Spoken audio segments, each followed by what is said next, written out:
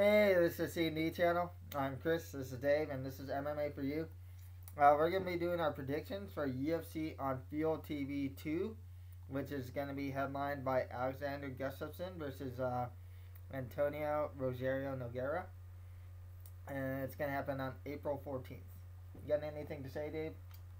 Nothing much, but lately I did participate a video. We should go support Funk Brother. It's a video called 626. Check it out. I'm in there too, so check it out for us. Support Funk Brothers. Awesome, man. Awesome. You're getting famous, man. Okay, let's get right to it. We got Alexander the Mauler Gustafsson versus Antonio Rogerio Minotauro Nogueira. Nice. Who do you got, man? Nogueira, man. Nogueira, huh? Well, this is an easy fight. Nogueira on the ground is invincible. I think if he take on the ground, this is his. Mm-hmm. But lately I see him on Box. the box a little bit. So I kind of worry if he can somehow manage this on the ground. I think it's Nogueira all the way. Good point there. And I'm glad you're acknowledging that Gustafsson would probably outstrike him. Yes, I did. I think Gustafsson's been improving his ground game and his defensive wrestling, especially working in alliance with guys like Phil Davis. It's only lost being to Phil Davis as well. Guys coming up, man. I mean, he just knocked out Vladimir Matyushenko. It's tall for his weight class. I think Gustafsson's a guy to watch out for. Yes, I agree. But I do want to point out Nogueira. He has been in this game for so long. I mean, he fought noble names like Shogun, like Phil Davis, Ryan Bader, Dan Henderson. I mean, experience-wise, I have no doubt he has an advantage. Wrestling is weak, which I really worry about it because if he doesn't take down, your guy, I mean, I know he has good chin. I know he has good boxing. I just feel he will be outstrike. Okay. Well, I got Gustafsson winning this one, especially with his length and superior stand-up. I just say watch out with Nogueira's. He has experience, that's for sure. Experience and one game. He might come back to bite you. And it's not like Nogueira has terrible stand-up or anything. No. His boxing is good. It's good. It's solid boxing. Just the rich gonna be, definitely disadvantage. Yeah. Oh well. We'll see. We'll see. Okay, next fight after that we have the All-American Brian Stann versus Alessio Legionarius Sakara. Brian Stann, man. Brian Stann, man. It's very obvious. The guy got freakish power. Good standout. Train Jackson's MMA camp. I think. Needless to say, man. Yeah, exactly. Legionarius, he has good stand up himself. But he's like a mid-tier, lower-tier guy. Chin's not that great. Yeah. I think a stand-up, massive power, improving stand-up, and he's only like the second guy to ever knock out Chris Lieben. I gotta go with Brian Stann. This fight looks like it's set up, honestly, to get Brian Stann back in the win column, to be perfectly honest with you. Yeah, I agree. Okay. Next fight after that, we have Paulo Thiago versus Siyar Bahadurzada. I can't pronounce the last name, I'll just say Siyar. Dude, I'm telling you, man, Paulo Thiago go all the way. That guy is freaking amazing, dude. I like Paulo Thiago in this one, too. I do worry, though, about the stand-up. Siyar's got some really good stand-up. Out of 20 wins, 10 of them are by KO or TKO. His submission game is pretty good, as 6 of his wins are by sub as well. Yeah. It is his first fight in the UFC, though, against a tough guy in Paulo Thiago. Yeah, Paulo Thiago is a tough guy. I mean, he's strong BJJ, no doubt. The fact is his swatting is pretty amazing. Bope. And it's really tough to finish. The guy is a crazy, it's hard gonna finish him, but he does have a cardio issue. has power, but the style is very awkward. Yeah, that's why I'm worried about a stand-up. It's just kind of awkward in a way. He kind of shakes sometimes. Yeah. It's kind of strange. He has power, but yeah, it's a bit awkward. Yeah, I worry. I do worry, but this one, I like Paul Thiago. I'm gonna go for him. I know he's good. Will he be as good as Siyar? I don't know, but I Mhm. think I like him. I want to Yeah, pick him. I got him winning this. The other thing too, to note, in his last fight, he showed off his judo skills, and I really hope to see that against Siyar, um, in this fight. If he does that, I think he'll get the win for sure. And just standing, I'm worried. Yeah, if he can take this fight on the ground, I think it's Thiago all the way. Cool. Okay. Next fight after that, we have DaMarques the Darkness Johnson versus John Maguire. Oh man, Johnson all the way. Dawkins Johnson, dude. Nah, I got Maguire. I think his wrestling, like in his last fight against Justin Edwards, will carry him to the victory. I agree with that, but Johnson is a very well-rounded guy. He is. He got TKO. He got submission. I mean, I don't know. I think he is well-rounded enough to I mean, be honest. Both of them are not that great. And they're both lower tier guys Yeah, for sure. lower tier guy hmm is whoever are more well-rounded. I feel the higher chance to win again. Yeah, I can see that. I've always liked DaMarques Johnson. Actually, funny stat with him is all of his fights in the UFC, win or lose, has been ended in a finish, including I think the only finish for Matt Riddle was him beating up DaMarques Johnson. Um, but John Maguire in his last fight showed he got rocked pretty bad by Justin Edwards. I believe it was Justin Edwards. He managed to win using his wrestling and top control. I think Maguire's gonna win this one. Okay. Okay. On to the prelim card then. We have the Angel of Death. Angel of Death, Damacio Page versus is it One Punch Brad Pickett. Brad Pickett. Yeah, I like Pickett. I mean, in his last fight, he lost to Henan Barao, but Henan Barao is crazy, so I can't hold that against him. Mm-hmm. He's a brawler, but he does have a very strong ground game. Mm-hmm. Good BJJ train ATT. Oh yeah, exactly. Yeah, and he has good chin. Mm-hmm. Good wrestling as well. So it's pretty well-rounded guy. Yeah. Damacio is an all-rounded guy, but he does lose a lot by submission. Got some heavy hands. Stand-up's good. I remember he was throwing around Demetrius Johnson a little bit with some judo throws. So he's a tough guy, but I just got to go with Brad Pickett to win this one. Me too. Okay, next right after that, we have Diego Nunes versus Dennis Siver. I like Dennis Silva. I think he's a kickboxing. Mm-hmm. His heavy hand, Mm-hmm. his karate style. Good chin, very strong. Yeah. It's like Well, the guy's like short and stocky and just ripped. yeah. I mean, Yeah. plus he has a good takedown defense. First call to the featherweight, I do worry. Mm-hmm. And he's really weak on his back. So, Mm-hmm. but I think overall Dan Silva is a pretty strong prospect. Yeah, he was doing really well in lightweight until he lost to Don Cerrone. He had a good 4-fight win streak. He's really getting out there, beat guys like Soteropoulos and Wyman.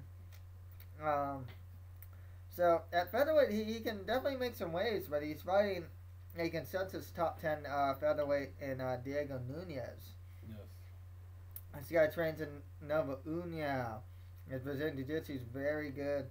His stand-up, he uses a lot of kicks for range, like in his last fight against Manny Gambarian. Um, he uses a lot of movement. My concern with him is, as of late, especially, he's not much of a finisher. But otherwise, Nunes is a pretty well-rounded fighter. I agree. But I still think Dan Silva has weighting. I mean, again, he has kickboxing as his long distance. Weapon keep you away from him. Heavy handed. For the short distance with the karate type style, he can draw you off a little bit. He actually throws a lot of very unusual kicks. His spinning back kick is deadly. Exactly, spinning back kick. Who does things like that? I see. Diego Nunes employs that move a couple times. Not to the effect of Siver though. Yes. Because Siver's finished guys with that. So, I think Silva have the way to win this fight. Okay, cool. Well, next fight after that, for me, it's kind of a pick'em, to be perfectly honest, as Jason Young is going to fight Eric Wisely. I'm just going to go with Jason Young. He looked impressive against Dustin Poirier. He has some good leg kicks. He is on a 2-fight losing streak, though. A lot of his losses are by sub. But, he's never looked super bad. He lost to Omigawa before this, but he never looked super bad against those guys. And those are some pretty tough guys to fight. I agree. I mean, this fight, it is like, just picking them for the sake of picking them. But I like Eric. He has a better record. He has a better record. 19 for 7 KO, TKO, 3 sub. Record-wise, is way better than Jason Young. Yeah, that's true. Without knowing too much, I'm picking for the record. Okay, cool, man. Yeah, he's actually Eric Wisely. Unfortunately, is the guy that succumbed to the calf slicer from Charles Oliveira in his last fight. He is trading wins and losses, so he's coming off a loss. You'd think he'd come off a win. I don't think so. Wow. First, the guy who has 8 win, 5 lose. I don't know, man. I think your record's not even pretty, dude. Even you multiply like 16-10, still worse than my guy. So 97, man. I take every Wesley any day, dude. Okay. Well, next fight after that, we have James Head versus Papia Betty. Papia Betty, man. I mean, I don't think he should have agreed to fight Thiago Alves in his first run to UFC and his first cut to welterweight. He did pretty well until he got choked out and beat up really bad. He does have a really strong judo base. He has some power in his hands. He was not afraid to trade with a guy like Thiago Alves. Of course, it cost them, but I don't think James Head is going to pose even close to the problems that a guy like Alves would. Of course. So, yeah, man. We both got Papia Betty. I mean, he's actually a guy I'm going to look out for in the welterweight division. That's good. Yeah. I mean, it's a good choice. I mean, he is... the record looks good. N1. I mean, 5 KO and 2 sub. 33. It's getting there, but it's still heavy-handed. It's still really strong judo. Good staying out. I like that. I like that combination. Exactly. James Head, honestly, is kind of forgettable. He lost his last fight at middleweight to Nick Ring. Kind of a very forgettable fighter. He got into the UFC because I think pretty much because he beat Gerald Harris in the regional show. Otherwise, there isn't anything about James Head that's really impressed me. Okay. Right. Next fight after that is Yoslandi Esquerdo versus Reza Madadi. Reza Madadi. Yeah, we were watching some highlights of these guys. Reza Madadi is man. This guy is mad, dude.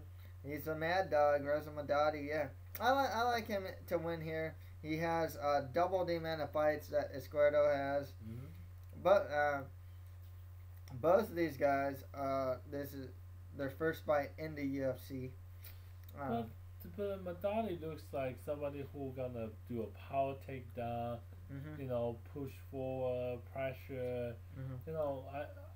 When I saw Ground the and pound. video, I think he got ground and pound, he got, the takedown a lot, but I don't think, it will be the same, to the other guy, man. Mm. And Squirto's interesting because he is undefeated at 6-0.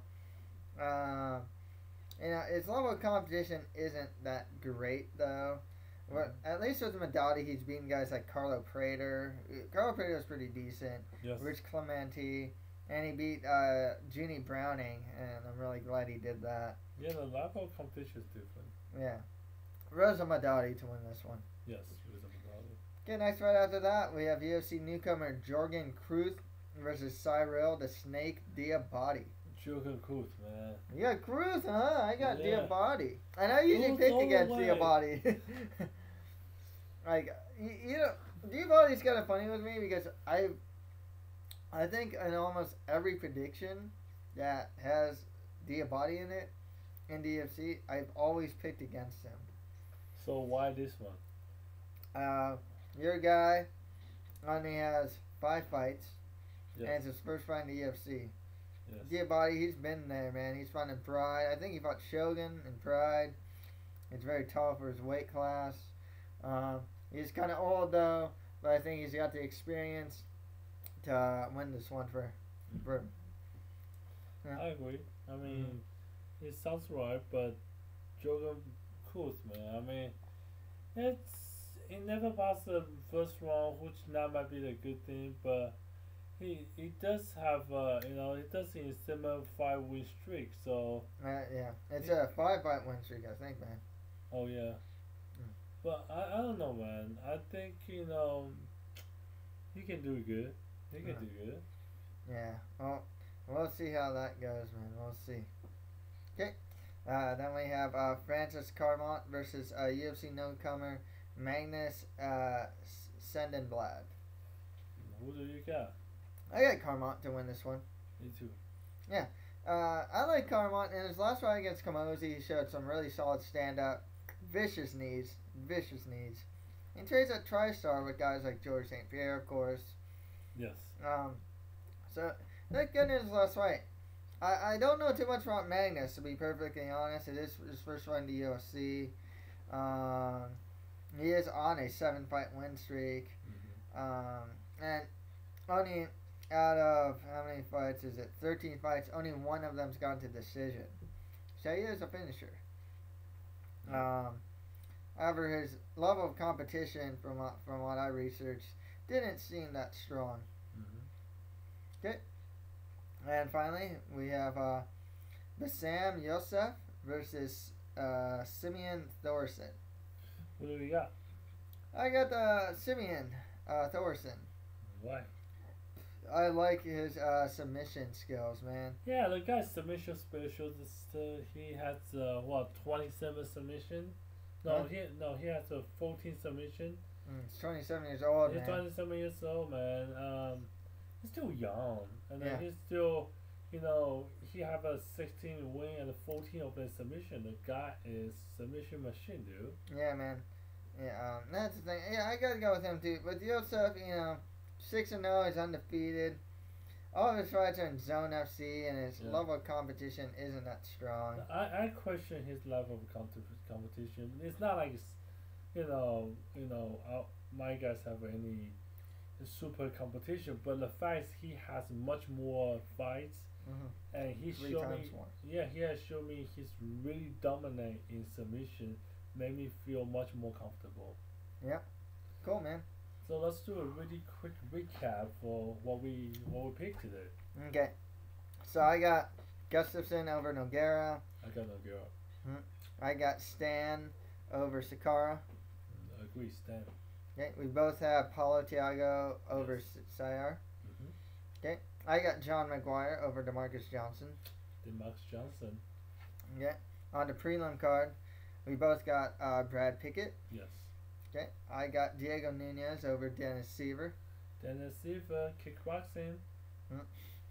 I got Jason Young over Eric Wisely. Eric Wisely, much better records. Okay, we both have Papi Abedi Agree. over James Head. We both have Reza Madadi over Yoslandi Esquerdo. My dog. I got the Snake, Cyril Diabati over Jorgen Truth. Yeah, Jorgen Cruz. Yeah, go. Okay, we both have Francis Carmont beating Magnus Sedenblad. And we both have Simeon Thorson beating Bassam Yosef. Totally agree. Cool. And that's pretty much it for our predictions for UFC on Fuel TV 2. If you have any comments, just leave them below. Got anything to say, Dave? You know, I think, you know, our people who watch our, you know, show, I want to call it fan, it's amazing. And people are so much love in it and so much comments. I mean, we try to, like today we do a recap. We're going to continue doing recap. It's good suggestion. Just keep it doing at us. We improve ourselves, you know, along the way. And then check out Fong's brother, help support Fong's brother, Asian brother, man. Yep. Cool, man. And that's pretty much it for MMA for you. Thank you guys very much.